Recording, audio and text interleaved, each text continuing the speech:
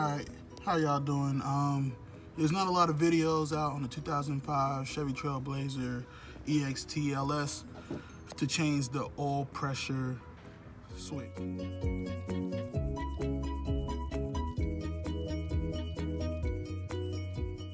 It's located in the back here.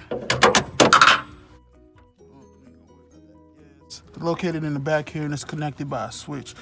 You're going to want to use a 1 1/16 to get it out. All right.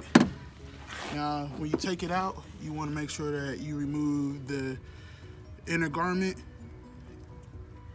and that plastic cap is literally just going to slide out. And then once you get your new one, just replace it.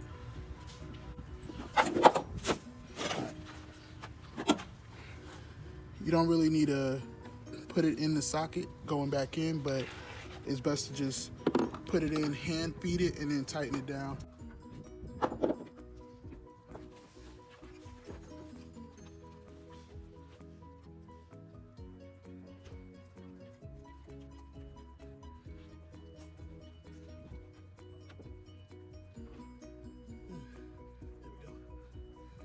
Hand tighten it.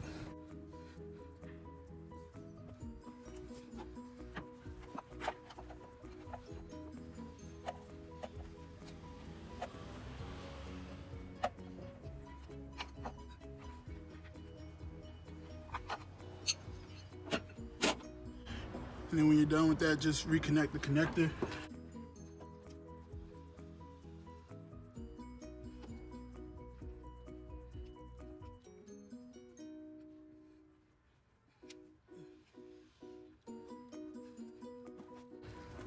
Test it one good time before you go test it out.